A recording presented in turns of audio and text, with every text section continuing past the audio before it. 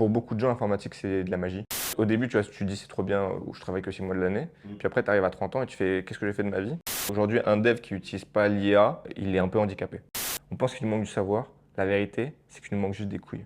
Louis, comment ça va? Ça va bien et toi? Ça va, nickel. Ça me fait trop plaisir de t'accueillir sur cette chaîne YouTube, mec. Aujourd'hui, on va parler de freelancing, d'argent, de solitude, de mode de vie, de tout ce qui gravite autour du freelancing. Est-ce que déjà, dans un premier temps, tu peux te présenter rapidement, en quelques mots? Ouais, je suis développeur informatique. Ok, Voilà, depuis à peu près 10 ans, depuis 2016. ok, Et j'ai fait du freelance depuis 6 ans.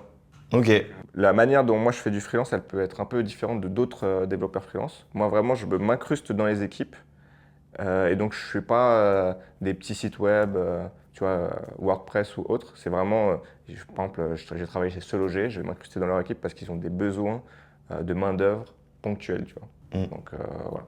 Ok, et la durée de tes missions en moyenne, c'est combien de temps? Ça va être 3 à 6 mois, tu vois, donc c'est des missions assez courtes. En tout cas, pour du dev, c'est des missions assez courtes.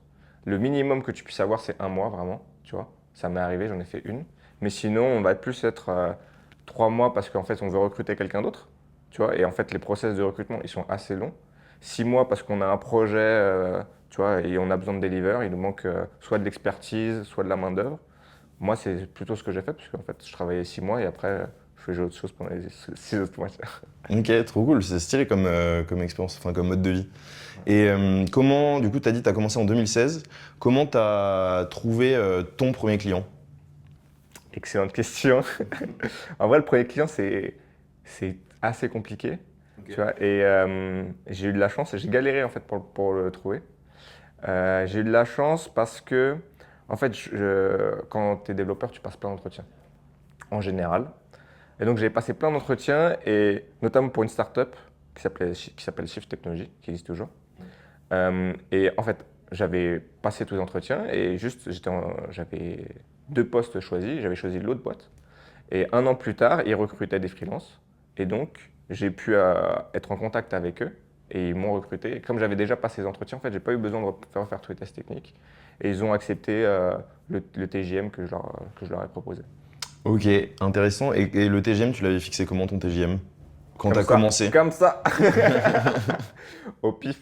En vrai, tu vois, c'est compliqué. Tu vois. Au début, tu vas essayer de faire le truc bête qui est combien ça te coûte, tu vois, combien tu coûtes en fait à ton employeur. Et donc ça va être quoi? Bah, je sais pas, mon salaire c'était 50 000, c'est à peu près, je vois sur ma fiche de paye combien je coûte à peu près 6 000 balles par mois, tu comptes les congés payés et les RTT, donc c'est-à-dire, tu vois, tu travailles 21 jours, donc tu as 2 jours de congés payés, plus tu as 1 jour de RTT, donc en fait c'est à peu près 15, 15% en plus, tu vois, donc tu fais 8 000, etc. Et donc tu dis, bon, mon TJM, c'est à peu près 550, tu vois, il faut à peu près que je fasse 10 000 euros par mois, 12 000 euros par mois pour que ça soit le même coût. Divisé par le nombre de jours travaillés, du coup? Exactement. Ok. Donc c'est à peu près comme ça que tu fais, mais au final, c'est la mauvaise manière de faire ton TGM, hein.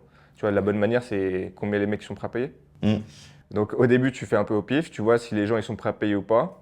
Il se trouve que bah, moi j'ai galéré, donc les gens, je me suis dit, putain, ils sont peut-être pas prêts à payer.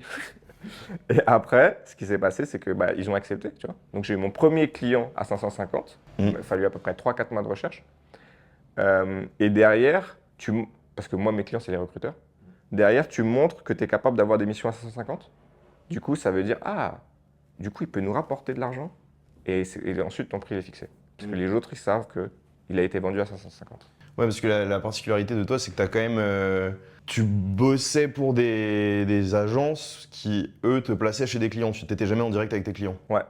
En fait, il y a C'est quoi la plus-value par rapport à être en direct avec son client? C'est un truc que toi, tu as voulu ou c'est juste comme ça marche comme ça dans le milieu du dev ou... Ouais, en fait, c'est comme ça que ça marche dans le milieu du dev. Parce qu'en fait, les besoins, ils sont ultra spécifiques, ultra ponctuels. Tu vois, il n'y a pas des besoins récurrents. Une fois qu'un client il a travaillé avec toi, tu as fait ta mission pendant 6 mois, 1 an, en fait, il ne va pas faire appel à toi 2 mois plus tard. Hmm. Tu vois, donc eux, ils cherchent des personnes qui sont en contact avec plein de devs. Donc ils vont dire, ah bah là, j'ai ce besoin-là. J'ai besoin d'un dev en particulier qui va faire, je sais pas, du front, qui va faire du back, qui va faire machin truc, tu vois. Et eux, donc c'est des chasseurs de tête, ils font appel à leur réseau pour savoir. Donc tout est plus ou moins intermédiarisé, parce que même si moi je connais, je sais pas, un mec de chez Shift Technology, en fait, ça va être compliqué. Et lui, il y aura peut-être une mission pour moi tous les ans ou tous les 2 ans, tu vois. Alors qu'en fait, eux, leur boîte, ils ont des offres tous les jours, tu vois. Mm. Et tu disais, du coup, tu t'es lancé en 2016. Du coup, tu as bossé. Là, tu as quel âge? J'ai 33 ans. 33. Donc, tu as bossé. Aïe, aïe, aïe. Donc là, tu as bossé quand même une bonne partie aussi en étant salarié. Ouais. Et qu'est-ce qui t'a motivé à te lancer en freelance? En tant que salarié, moi, j'ai travaillé pas mal pour des startups, tu vois. Et en fait, j'avais une frustration. Ma frustration principale, c'était l'attente donc, les relations, c'est toujours donner-recevoir. Donc, c'était ce qu'on me demandait de donner et ce que je recevais, tu vois. On me demandait de donner beaucoup. Donc, ah ouais, essaye de t'impliquer dans le produit, machin. Et à la fin, tu donnes des choses et on te dit, ouais, mais en fait, on s'en bat les couilles, tu vois. Ferme ta gueule. Entre guillemets, reste à ta place. Ouais, ouais. Cette relation, en fait, moi, ça me plaisait pas, tu vois. Ça me Mm. faisait du mal. Surtout la dernière boîte que j'ai faite, où en fait, je voyais qu'il y avait des problèmes structurels, tu vois. Du coup, je disais, écoutez, moi, ce que j'ai envie d'aller plus loin, tu vois. Pourquoi pas être manager, etc. Et on me faisait, ouais, reste à ta place. Mm. Et donc, moi, je voulais créer de la distance, en fait, avec ce qu'on me demandait, tu vois. Enfin, que ce soit plus clair, quoi. Créer de la distance avec la boîte. Donc, je me suis dit, bah, en fait, une manière de le faire, c'est de passer freelance. Mm. Et t'avais pas peur de switcher du salariat au freelancing? Parce que c'est un. Tu vois, ça peut être un peu flippant en fait, de se dire est-ce que je vais trouver assez de boulot, machin, etc. Tu te sentais comment à ce moment-là? Bah, je chiais dans mon froc, hein. La vérité, je pense que tous ceux qui l'ont fait, ils se sont dit putain, comment je fais? Mm. Et en fait, ce qui m'a permis de me lancer, en fait, j'ai négocié avec ma boîte. J'étais encore en période d'essai, j'avais repoussé la période d'essai Mm. parce que j'avais demandé, ok, j'aimerais bien qu'il y ait des changements et donc je repousse ma période d'essai. Et à la fin, donc, moi, je pouvais partir du jour au lendemain. Et du coup, moi, ce que j'ai dit, c'est écoutez, après-demain, c'est la fin de la période d'essai, donc je peux me barrer. Ce que je vous propose, c'est que je passe en freelance pendant un mois, comme ça, on fait la transition. Donc Et t'as gardé ton employeur comme client au ouais, final. Bonne strat. pour un mois. Du coup, ça m'a permis, tu vois, j'avais une autre personne qui était en freelance dans la boîte, tu vois, et de pouvoir parler avec lui pour qu'il me puisse dire, ouais, il faut que tu fasses gaffe à ça, les contrats, les machins, qu'il m'envoyait lui des exemples de contrats qu'il pouvait m'envoyer, etc. Tu vois. Et donc, ça m'a permis d'avoir un petit coup de pied au cul, quoi. Mm. Tu vois. Donc, j'ai un peu, c'était pas hard, tu vois, genre, j'ai pas sauté dans le vide complètement. Ok. Question que j'aime bien, c'est quelle est la signature qui a changé ta vie en freelance? En fait, il y en a plusieurs. Enfin, je Mm. dirais qu'il y en a deux principales. Une des premières, donc bien sûr, tu as la première signature parce qu'en fait, ça te dit, OK, Mm. je suis capable de te payer tel prix, tu vois. Des gens sont prêts à payer pour ce que je propose. Exactement. C'est rassurant. Il y a un autre point, un autre virage important, ça a été quand j'ai bossé pour Se Loger, donc qui est un grand groupe. Et en fait, les gens à Se Loger, ils étaient un peu nuls, tu vois. De leur propre fait, tu vois, ils leur disaient, moi, je suis pas le meilleur des devs. En général, quand tu dis ça, tu vois, tu sais que Ils t'es avaient pas des devs en interne? Ouais, ils avaient des devs en tête. Ils avaient à peu près 100 personnes, tu vois. Ok. Et franchement, le site, il marchait bien. En fait, tout marchait bien, tout était bien. Les gens, ils étaient quand même moyen moins. C'était un peu une claque où, en fait, parfois, tu vois, as un peu cet élitisme. Tu vois, j'ai travaillé dans des startups qui se disent, ouais, nous, on a levé des fonds, machin truc, tu vois, et qui essaient de prendre les meilleurs. Et en fait, tu as une équipe, tu as 100 personnes qui font un des sites qui marche le mieux en France, tu vois, où tout le monde est médiocre, c'est-à-dire moyen moins. Tu vois, et tu fais, waouh, incroyable. En fait, le management, c'est ultra important. Mm. Tu vois, parce qu'ils avaient un super management où les équipes, elles étaient totalement libres, tu vois. Et donc en fait, chaque page du site Se Loger, c'est un site web à part entière, où tu as une équipe à part entière d'à peu près une dizaine de personnes, un peu moins, tu vois, 8, qui gèrent tout. Et ils peuvent choisir leur technologie, ils peuvent choisir. Donc, genre, vraiment, c'est autonome. Et c'est là où tu te dis, putain, mais en fait, ce qui fait la qualité, c'est la liberté, tu vois. Et donc, pour moi, c'était un peu un truc philosophique où, en fait, il faut laisser les gens libres. Tu vois, c'est la liberté qui fait un peu l'humain. Et donc le fait d'avoir signé avec ce loger, ça t'a permis de te rendre compte de ça, quoi. Ouais, Ok. de voir que, en fait, t'as pas besoin d'aller chercher de l'élitisme, tu vois. Genre, je trouve que c'était une expérience très intéressante. Ouais, intéressant. Du coup, tu as besoin de travailler à peu près que 6 mois dans l'année, Ouais. avec le tarif que tu factures, etc., pour avoir suffisamment de quoi vivre. Ouais. Ok. Et les 6 mois de l'année, tu fais quoi du coup? Ou tu bosses pas? Je bossais sur des projets perso, tu vois, euh, sur moi. Mm. Alors, en fait, au début, tu vois, tu dis c'est trop bien, où je travaille que 6 mois de l'année. Puis après, tu arrives à 30 ans et tu fais qu'est-ce que j'ai fait de ma vie? C'était un peu ce qui s'est passé. Tu vois, j'ai fait what the fuck? Le déclic. Ouais. Et là, tu te mets un petit coup de pression et tu te dis putain, en fait, j'aurais peut-être pas dû juste bosser 6 mois. Voilà. Tu vois, peut-être si j'avais bossé 10 mois ou 9 mois, ce que j'ai fait l'année dernière, où j'ai fait le plus de chiffre d'affaires, tu vois, j'ai fait 100 000 euros de chiffre d'affaires. Mm. Là, tu fais putain, mais en fait, j'ai gâché un petit potentiel. Mm. Mais du coup, t'as quand même un bon équilibre vie pro, vie perso quand tu taffes 6 mois dans l'année. Ça va dépendre. Tu vois, c'était quoi ton rapport à ça? Parce qu'en freelance, t'as généralement pas mal de gens qui disent j'arrive pas à gérer, la vie pro elle prend toujours le dessus, etc. Euh, Est-ce que toi, pendant les 6 mois où tu travaillais, t'avais un bon équilibre ou à l'inverse, comment tu te positionnais par rapport à ça? C'est une très bonne question. J'ai vu tu vois, j'avais des potes graphistes qui étaient en freelance et en fait, elles pouvaient pas dire non. Tu vois, elles avaient trop peur de perdre un client et elles pouvaient pas dire non. Et du coup, bah, en fait, tu es tout le temps en train de chasser le client, tu vois. Moi, j'ai pas ce problème-là, en vrai. Genre, comme je t'ai dit, tu vois, je gagnais très bien ma vie. Et en fait, quand tu sais que si tu as des bonnes relations avec tes clients, tu vois, comme moi, mes clients, c'est les recruteurs, tu vois. Donc, parfois, je suis en recherche de mission, tu vois, je me dis, putain, il faut que j'aille chercher une mission. Je sors mon téléphone. Coucou Vincent, je cherche une mission, est-ce que tu en as pour moi? Tu vois, et en fait, en une semaine ou 2 semaines, je peux avoir une mission. T'as trouvé quoi? Ouais. Tu vois, et j'appelle mes contacts, les recruteurs, donc les intermédiaires, ils savent qu'ils ont bossé avec moi, que j'ai réussi à avoir les contrats, parce que eux, bon, on pourra en revenir plus tard, mais en gros, eux, ils ont besoin de personnes pour choper les contrats. Donc, ils savent que moi, je suis capable de le faire. Et du coup, ils vont me proposer sur des missions où ils savent que je peux venir Mm. et leur amener des sous. Et donc, Et t'as jamais été trop needy du coup? Période creuse sans taf, si quand même t'en as eu. année 2023, échec total. Ah ouais? Ouais, très très Pourquoi? dur, Tu 2023. sais, il y a une raison particulière Il ou? n'y avait pas de recrutement. Aujourd'hui, je crois que c'est assez dur pour des juniors. Tu vois, moi, on va dire, 9 ans d'expérience. Tu vois, pour trouver un taf, ça va, c'est correct. J'ai déjà fait mes preuves auprès de recruteurs, etc. Tu vois, donc, j'ai pas de soucis. Tu Mm. vois, quand tu es un junior, bon, Ouais. déjà, il ne faut pas que tu sois freelance. Mais quand tu es un junior, tu peux galérer. C'est quoi l'idée reçue la plus courante sur ton métier de dev? Déjà même avant cette question, je pense, en quoi ça consiste ton taf? Si tu devais l'expliquer simplement, tu vois, un enfant de 7 ans. Ah ouais, bon, c'est un Ouais. fort de 7 heures. Bon, à ma mère, Ouais, ou à quelqu'un qui n'y connaît rien, tu vois. En gros, je suis dev full stack. Donc, une application l'informatique, c'est quoi? C'est de la transformation de données. Mm. Grosso modo, euh, je vais prendre un exemple, un menuisier ou un charpentier, il prend du bois, il le transforme en truc, Meuble. en meuble ou en charpente, tu vois, en fondation.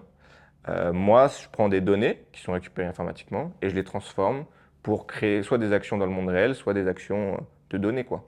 Par exemple, je sais pas, Amazon, tu vas cliquer sur des boutons, ça, c'est de l'information, et derrière, il y a une action dans le monde réel qui est, tu vas te faire livrer un truc. Donc ça, c'est globalement une application. Ensuite, dans l'application, en général, elle est composée en couches. Il y a 3 couches. Il y a une couche de données. Il y a une couche, donc c'est en gros Elie Mesaltarim qui a un compte sur Amazon. Voilà.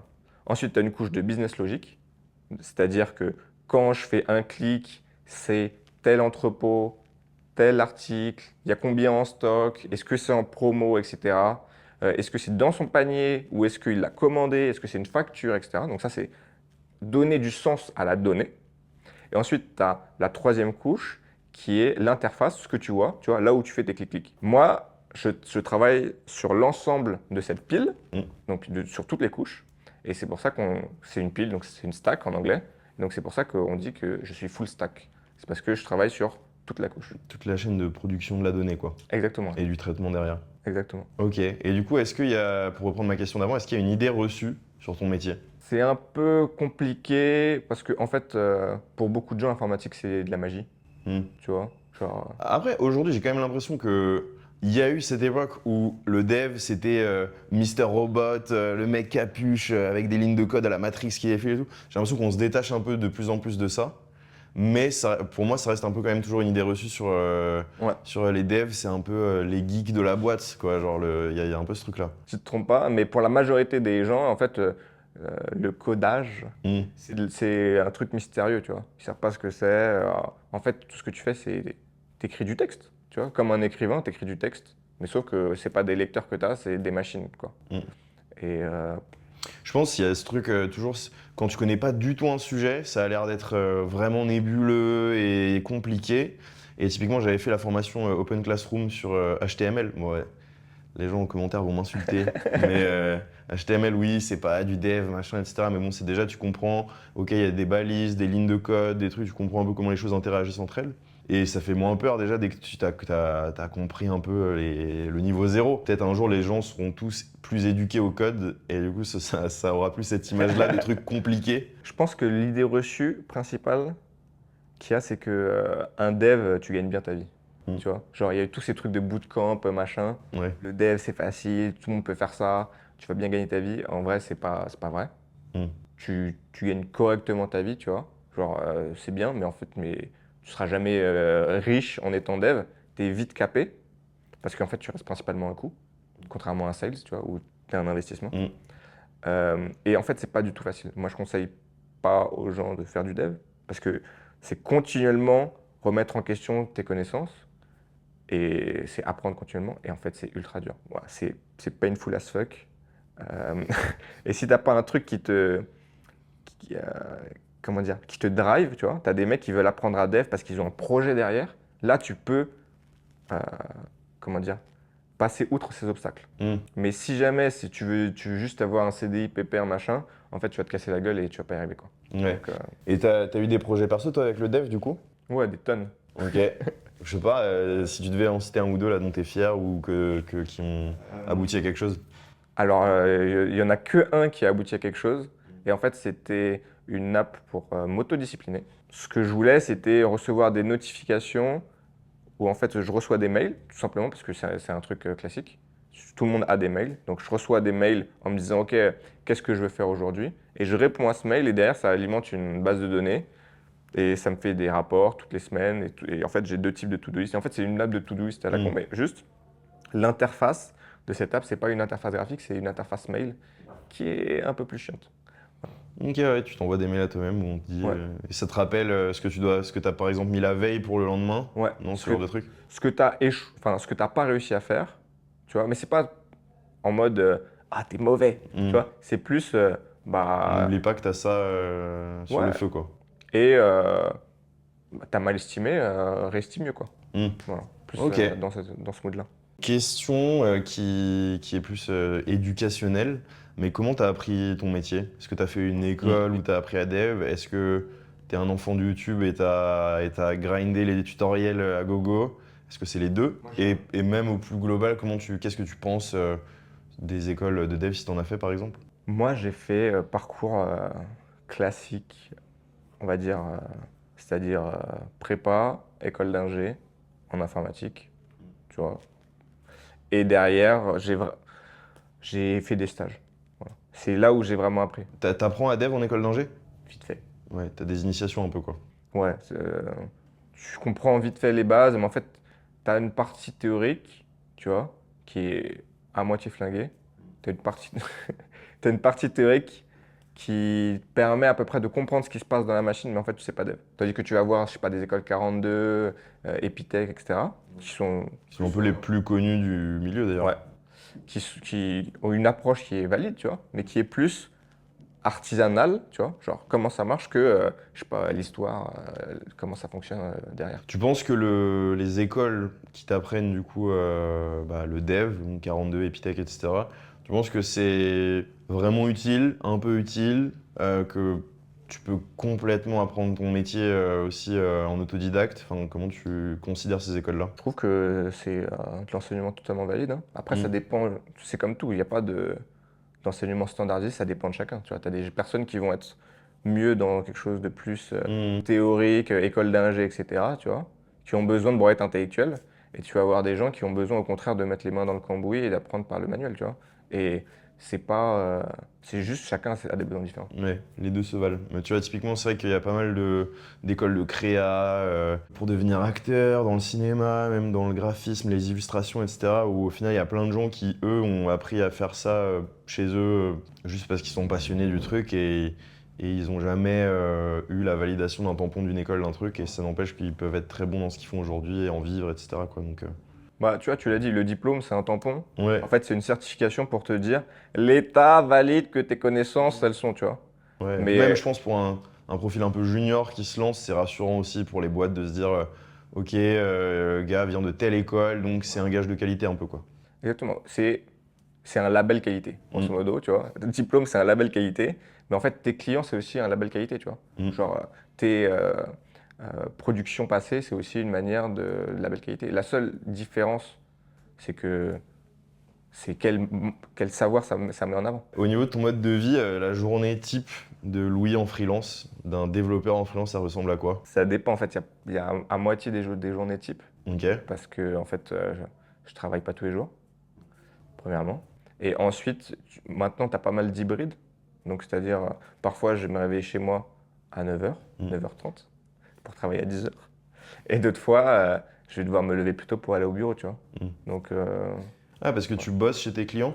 ouais, moi, j'aime bien. Bah, en fait, comme je m'incruste dans des équipes, tu vois, eh ben, il faut que enfin, je travaille avec des gens, donc il faut que je parle avec eux. Ouais, parce que il y a ce truc de. En freelance, souvent, t'as un sujet qui revient beaucoup, genre c'est la solitude.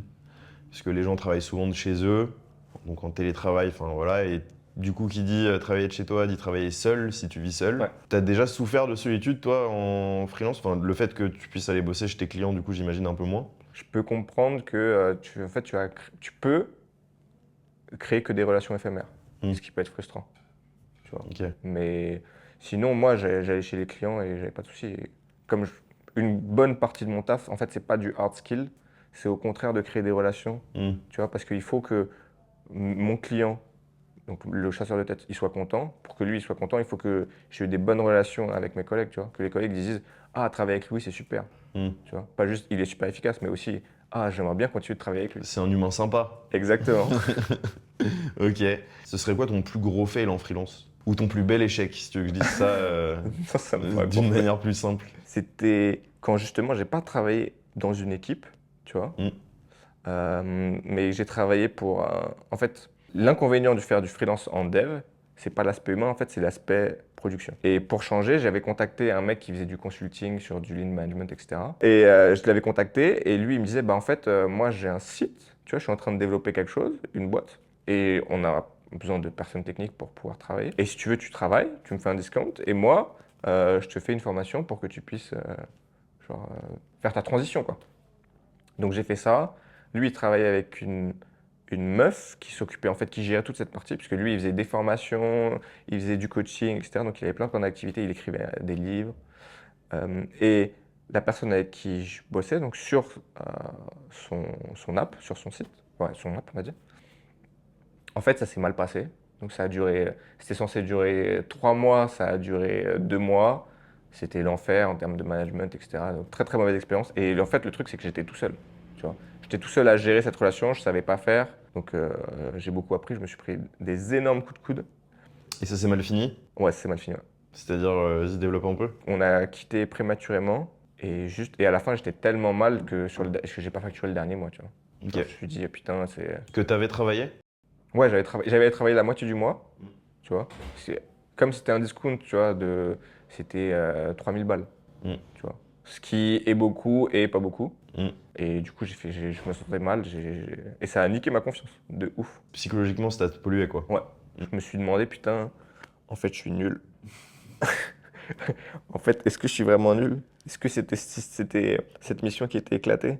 Mm. Qu'est-ce qui s'est passé, tu vois? Genre, Ouais. ça m'a vu vraiment mal. Ouais, c'est vrai que ça peut briser un peu ta confiance en toi de tomber sur des projets comme ça, où en plus les gens peuvent être vachement vindicatifs à ton égard, toi te remettre en cause sans forcément que eux se remettent en cause aussi. Du coup, ouais, faut être solide dans ces moments-là, quoi. Ouais, bah faut savoir rebondir, hein. C'est comme, tu vois, j'ai déjà eu un accident de vélo, bah il faut que tu remontes sur le vélo, quoi. Mm. Sinon, Ça se relève. Ouais, non, c'est vrai, t'as raison, t'as totalement raison. Quels enseignements t'en as tiré pour que ça t'arrive plus? Si tu devais donner un conseil au Louis avant qu'il commence cette mission pour que ça se passe bien? C'était vraiment un problème de communication et en fait, c'était des attentes que j'attendais. Enfin, en fait, il y avait une mauvaise compréhension entre les attentes que j'avais de la personne avec qui je travaillais et ses attentes à elle, tu vois. Et normalement, on aurait dû éclaircir ça, mais en fait, on ne l'a pas éclairci. Ça a créé des déçus. Ouais, des deux côtés, ouais. Et en fait, je pense que c'est une expérience à apprendre, tu vois. Donc, voilà. Après, le conseil, c'est juste année 2023, il fallait rester dans ton job et t'engraisser. Tu vois, parce que là, j'ai quitté et en fait, j'ai fait, je sais pas, 10 000 euros dans l'année, un truc comme ça. 10 ou 15 000 euros. Alors que d'habitude, je fais 60 000. Ok. Donc, Bah, intéressant que tu transites sur l'argent. Tu m'as fait la transition tout trouvé. Tu gagnes en moyenne combien par an? alors, Si on lisse sur, je sais pas, Ouais. tu as fait 6 ans de freelancing, si on lisse à peu près sur ces dernières années. Alors, tu fais bien, le revenu par mois, en fait, il n'est pas intéressant. Il faut regarder le revenu annuel, vu que Ouais. parfois tu fais des missions, parfois il y a des trous, etc. En fait, Puis même, tu as des activités qui sont parfois un peu, même qui ont des saisonnalités, des ouais. trucs, c'est pour ça que c'est plus intéressant de regarder l'année. Ouais. Exactement, les cycles, ils sont plus annuels. Euh, je dirais que c'est dans l'ordre de 60 000, Ok. tu vois. Voilà. 60 000, entre 60 et 70 000 De chiffre d'affaires, du coup. de chiffre d'affaires, ouais. Et toi, tu disais que tu étais en EURL avant? Ouais, Enfin, juste avant là, mais du coup, tu as été en auto-entreprise, ouais, puis en EURL. ouais, c'est ça. Ouais. Et qu'est-ce qui t'a fait switcher? J'ai gagné trop d'oseille. J'ai gagné trop d'oseille. Les plafonds, mec. En fait, j'étais en auto-entrepreneur au meilleur moment. Tu vois, il y a eu un an où l'ACRE, c'était à 5%. Donc j'étais là, Le mec a sauté dans la brèche. bam, j'ai sauté dans la niche fiscale. Et j'ai travaillé, cette année, j'ai travaillé, je crois, 6 ou 7 mois. Et donc, c'était à peu près 12 000 euros par mois, tu vois. Et comme j'avais ouvert ma boîte en mars, alors les plafonds EURL, ils sont au prorata de l'année, tu vois. Donc, tu as 77 000 si tu ouvres en janvier. Mais j'étais en mars, donc j'avais 50 000.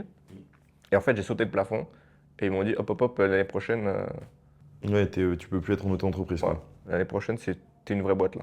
Mm. Donc, je fais, ah, merde, 5% de charge. Et c'était chiant de transiter de l'un à l'autre? Parce que je pense qu'il y a un truc que beaucoup de freelance, à mon avis, se posent comme question, c'est quand est-ce que je le fais? Est-ce que c'est si rentable que ça? Comment toi, t'as transité et est-ce que tu es content de l'avoir fait, du coup? Moitié, tu vois, kiff kiff. Mm. En fait, c'est pas vraiment, c'est pas tant un bonus, mais c'est pas un malus non plus. Donc, tu fais le changement, tu as plus de frais. Tu vois, déjà, tu dois payer un comptable, parce qu'en Mm. fait, en auto-entreprise, tu as une comptabilité qui est ultra simplifiée, Mm. donc tu n'as pas besoin d'avoir tous les comptes, Ça, etc. c'est quand même plutôt cool, en vrai. Tu as besoin d'un comptable, quand tu te verses du salaire, tout de suite, tu as beaucoup plus de charges, Mm. tu vois. Au lieu d'être à 20%, tu es à 50%, ou si tu es en SAS, t'es à 100%. Mm. Donc en fait, il faut que tu t'intéresses beaucoup plus à la fiscalité. Il y a un enjeu de te former un peu sur ces sujets-là et de te renseigner à mort avant de transiter, quoi, déjà. Exactement. Euh, et après, tu vois, si jamais gères ton entreprise comme si tu étais auto-entrepreneur, tu vas perdre du fric. Mm. Tu vois. Donc tu dois jouer avec le truc. Tu vois, c'est un jeu, il y a le jeu des entreprises, il faut que tu comprennes ce jeu-là et il faut que tu arrives à naviguer à travers, sinon tu vas te faire baiser. Donc, voilà. Donc est-ce que c'est bien? Bah, ça dépend en fait. Si tu as un plan, si tu comprends comment ça marche, Mm. ça peut être bien. Tu vois, comme je t'ai dit, par exemple, tu peux décider d'investir avec ta boîte. Et si tu t'investis avec ta boîte, en fait, tu vas pouvoir jouer avec, tu vas pouvoir acheter des trucs avec ta boîte. Tu vois, par exemple, tu vas pouvoir t'acheter ton ordinateur ou ton téléphone, Mm. ton forfait. Donc il y a des choses que tu vas pouvoir rétrocéder, tu vois. Mais derrière, tu vas te faire tabasser en termes de fiscal. Donc c'est assez. Et c'est le jeu, tu vois. Genre, grosso modo, l'État, il taxe les cons. Donc il faut que tu joues le jeu et que tu comprennes. Et derrière, ça arrivera. Tu vois, il te laisse des niches pour que si tu es intelligent, tu puisses Ouais, naviguer correctement. optimiser un peu, quoi. Ouais, mais c'est comme ça que eux ils veulent marcher. Enfin, je veux Mm. dire, tu vois, on va pas rentrer dans la politique, mais c'est la manière dont ils gèrent tous les cas particuliers, c'est pour que les gens informés, ils puissent s'en sortir. Tu vois. Et donc, c'est les gens qui sont trop feignants pour s'informer, en fait, ils vont casquer. Un comptable, ça sert à que tu te fasses pas arracher la gueule lorsque tu as un contrôle fiscal. Mm. Tu vois. Respecter la loi, c'est ça. Tu vois. Donc, et ça, tu commences. Pourquoi c'est intéressant, c'est quand tu commences à avoir du chiffre d'affaires. Tu vois. Parce qu'en fait, si jamais tu fais 5 000 euros de chiffre d'affaires, tu vois, Mm. tu vas pas recevoir de contrôle fiscal. Le fisc, il va pas se dire, je vais investir 50 000 balles pour récupérer 10 000 balles, tu vois. Genre, ils sont dans un truc d'investissement, quoi. T'es pas encore sous leur radar, quoi. Exactement. Tu vois, c'est à partir d'un certain montant, ils vont commencer à te casser les couilles. Mm. Et donc, c'est là, il faut que tu sois clean sur ta comptabilité. Mais en fait, un comptable, c'est comme une assurance, en fait. Tu vois, est-ce que ton assurance elle est bien? Est-ce que ton comptable est bien? Parce qu'au moment où tu vas recevoir un contrôle fiscal, en France, apparemment, on en reçoit pas mal. La moyenne d'un contrôle fiscal, c'est tous les 7 ans, je crois. Ah ouais? En moyenne. Enfin, au bout de 7 ans, après, ça peut tomber beaucoup plus rapidement que prévu, quoi. Ouais, je pense que s'ils arrivent à. S'ils sniffent qu'il y a de l'argent qui rentre là, ah, peut-être qu'on peut t'extorquer un petit peu là. L'objectif d'un comptable, c'est de passer le contrôle fiscal, tu vois, et en fait, tu vas le payer sur plein d'années en espérant qu'au moment où tu vas te faire contrôler, tu seras clean, quoi. Et comment, toi, t'as choisi ton comptable? Comment t'as fait? T'as trouvé un... Non, mais en fait, je fais pas des trucs très compliqués, Ouais. tu vois. Grosso modo, je comprends les règles et donc je joue dans les règles du jeu. Je Mm. cherche pas à truander. Et derrière, bah, j'ai des cas particuliers. Voilà, j'investis avec ma boîte. Il faut que je trouve un comptable qui soit suffisamment compétent pour me le faire et rester dans les clous. Ok. Grosso modo, c'est juste ça, quoi. Est-ce que tu utilises de l'IA dans ton taf? Tout le monde parle d'IA, machin et tout, c'est un peu le truc en Ouais. vogue. En tant que dev freelance, est-ce que l'IA joue un rôle important pour t'aider? Comment tu utilises l'IA? Ouais, bah, l'IA, c'est le nouveau Stack Overflow. Donc, c'est-à-dire, Stack Overflow, c'est un forum où tu as des problèmes, tu copies-colles de tes erreurs et puis on te sort les réponses. Et maintenant, tout le monde utilise l'IA pour ça. Tu donnes ton bout de code à ChatGPT et il te dit attention à tel truc, peut-être là tu t'es planté. Ouais, Il te exactement. challenge un peu quoi. Ouais, ou parfois il te dit, ah, tu devrais faire ça. Donc, il faut savoir parler avec, tu vois.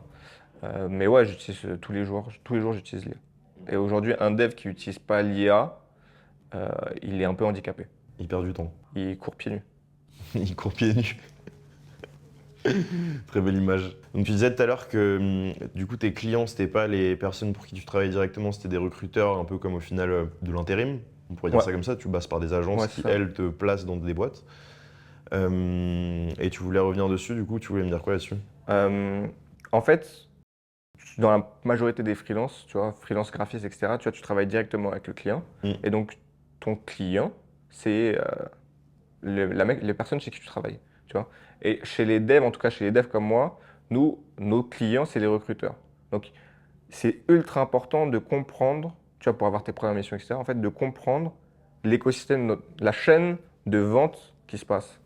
Et euh, ton recruteur, en fait, au début, moi, quand j'ai eu ma première mission, on me cassait les couilles, on me disait ouais, t'as combien d'années d'expérience? Oh, t'es trop junior, etc. Tu vois? Parce que en fait, eux, ils ont besoin pour te vendre d'arguments. Tu vois? Eux, ils te vendent. Tu vois?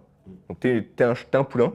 Et ils vont dans une course où la course, c'est je sais pas, un chiffre technologique qui dit bah, moi, j'ai une place. Et là, tu as une course avec 10 poulains où tu as 10 recruteurs qui mettent leurs poulains. Tu vois? Et toi, il faut que tu gagnes cette course. Et un des arguments pour te vendre, eux, quand ils n'ont pas d'argument, ou quand toi, tu n'as pas réussi à leur en donner, c'est le nombre d'années d'expérience. Tu vois. Et donc, c'est pour ça que quand tu es junior, c'est compliqué, parce qu'en fait, bah, tu as peu d'années d'expérience et donc tu as peu d'arguments à donner à ton vrai client, qui est le chasseur de tête, pour qu'il puisse te vendre. Et toi, et moi, mon job, c'est de lui donner un maximum d'arguments pour qu'il puisse me placer et derrière avoir un entretien. Une fois que j'ai cet entretien-là, bah après, il faut réussir à le faire, mais ça, c'est un autre jeu. Mais déjà, il faut comprendre que mon client principal, c'est le chasseur de tête. Et quand je lui file mon CV et quand je parle avec lui, il faut que je lui dise, voici tous les arguments que tu dois pouvoir utiliser sans que je sois là pour pouvoir proposer mon profil et ensuite avoir un entretien derrière. Ok, et du coup, quels arguments toi tu donnais à ces recruteurs pour qu'ils puissent un peu push ton profil et que tu chopes des missions? Au début, c'était très difficile parce que j'avais pas d'arguments. Et donc, que j'ai eu ma première mission avec Shift parce que en fait, j'avais déjà gagné les entretiens avant. Tu vois. Donc, en fait, là, c'était facile. Il y avait un recruteur. Il me dit, j'ai une mission pour Shift. Je fais, ah, stylé. En fait, moi, j'ai déjà passé les entretiens l'année dernière. Si tu pousses mon CV, à mon avis, je serai pris. Donc, en gros, tu vas pouvoir faire de l'argent sur mon dos. Grossièrement. Grossièrement. Tu vas pouvoir prendre ta marge. Ouais, parce que c'est ça. Eux, ils poussent pour derrière prendre leur marge. Et derrière, c'était plus, bah, en fait, j'ai travaillé dans plein de typologies d'entreprises différentes. Je me suis incrusté dans des équipes. Tu vois, chez Shift, c'était pour permettre de. Ils avaient un manque de savoir. Tu vois, ils ne savaient pas faire du front. Moi, je leur ai dit, écoutez, moi, je sais faire du front et je vais monter votre équipe en front. Derrière, du coup, je peux dire à d'autres chasseurs de tête. Bah écoutez, moi j'ai permis de faire monter d'autres équipes en front, tu vois. Donc hop, j'ai eu ma mission chez Sologer. Chez Sologer, c'était toute l'équipe front, elle se cassait. Donc en fait, j'ai dû reprendre tout le projet et faire la transition pour qu'un nouveau CDI arrive. Donc derrière, ça devient un nouvel argument. Ok, bah en fait, je suis capable de prendre un projet legacy, etc. Et après, une fois que j'ai travaillé avec les chasseurs de tête, que eux, ils savent que j'ai pris des missions, Que le client était content. ouais. Du coup, tout de suite, il n'y a plus besoin de négocier. Eux, ils savent me vendre directement. Ils se disent, ah putain, j'ai eu les retours, les machins, que moi, c'est des informations que j'ai pas forcément, qui vont pouvoir donner à l'autre client en disant, ce mec, il est super, il a travaillé là, là, là, j'ai que des super bons retours. À mon avis, tu devrais lui laisser une chance. Tu vois. Et après, derrière, c'est à moi de passer l'entretien et de transformer l'essai. Ok. Après, comment on transforme l'essai? Là, c'est des méthodes d'entretien classiques qui sont ultra intéressantes.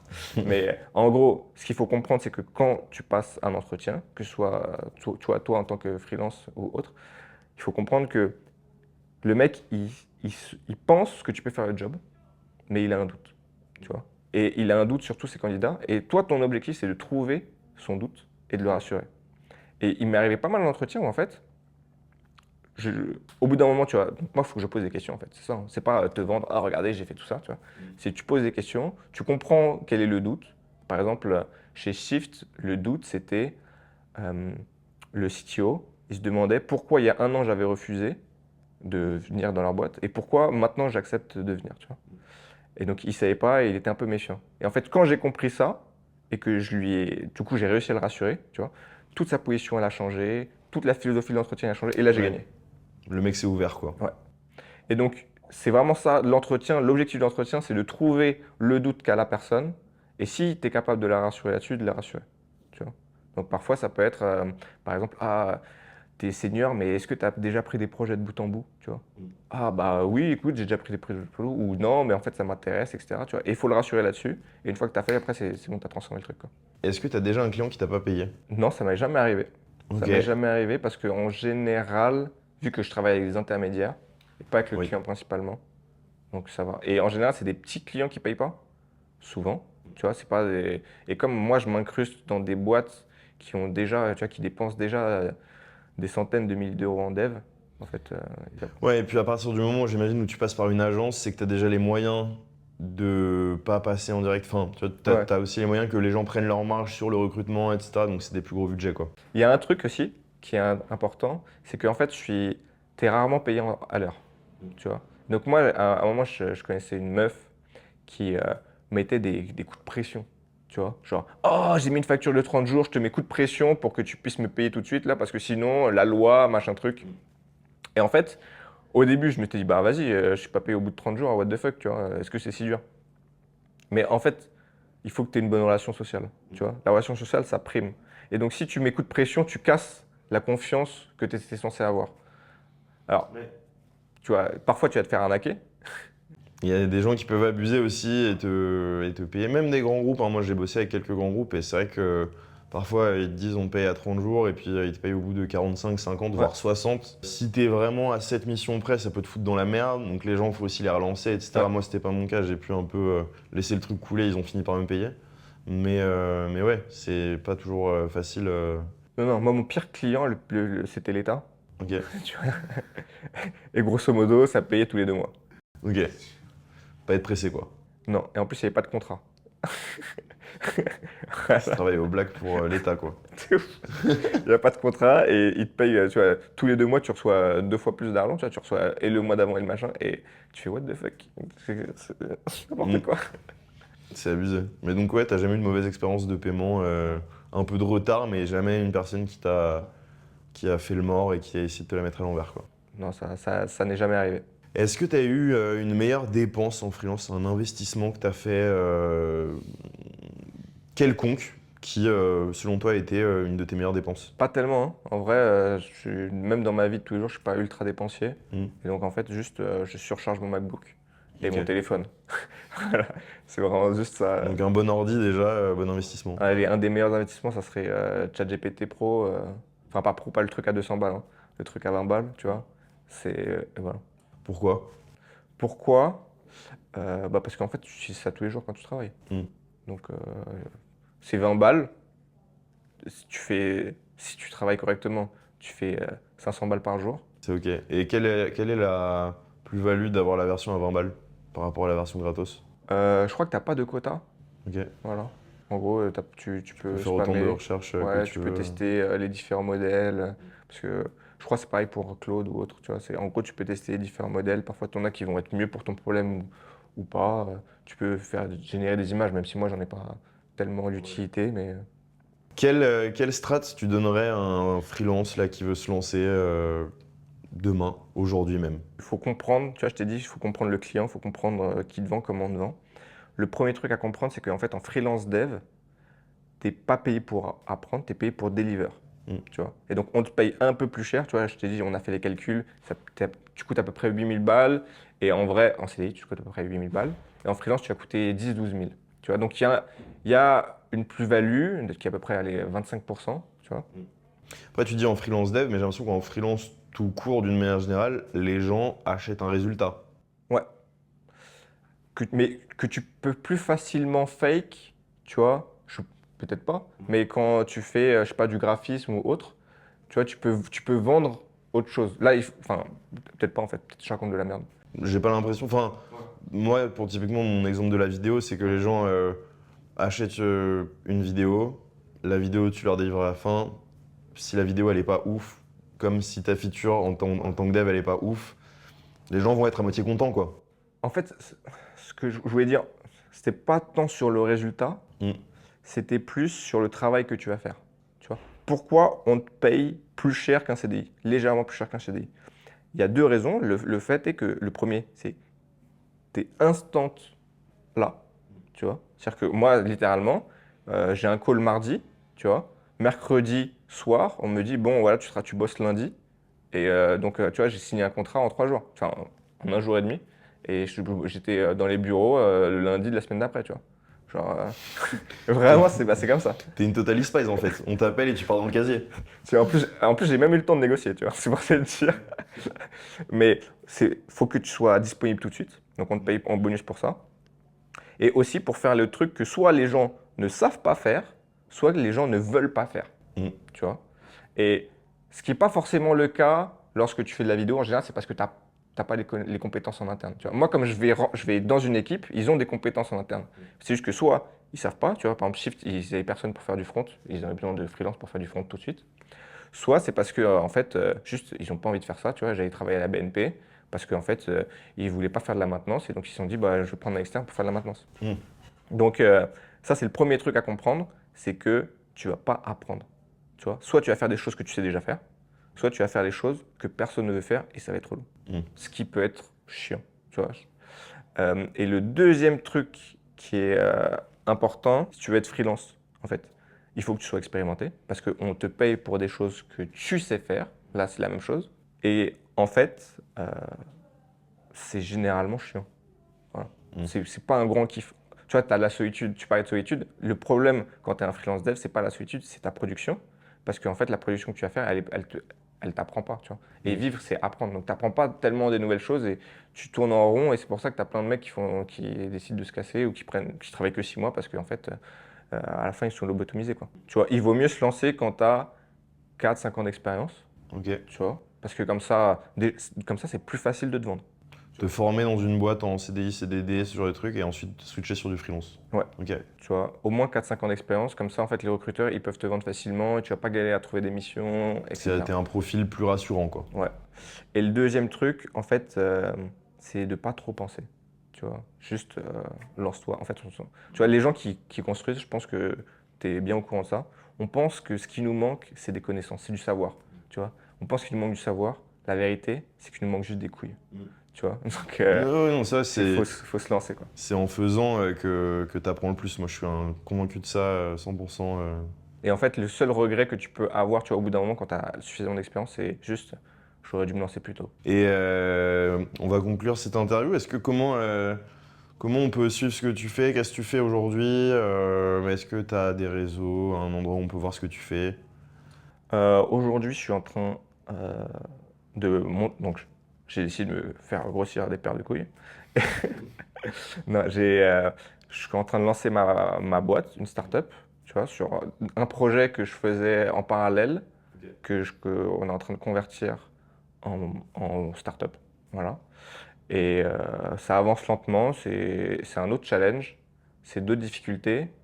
Où là, je dirais pas ce qui te manque, c'est juste du courage quand même. Il y a vraiment euh, des difficultés qui peuvent mettre des coups de coude. Nouvelle que t'avais pas dans tes missions de freelance, Ouais, quoi. ouais.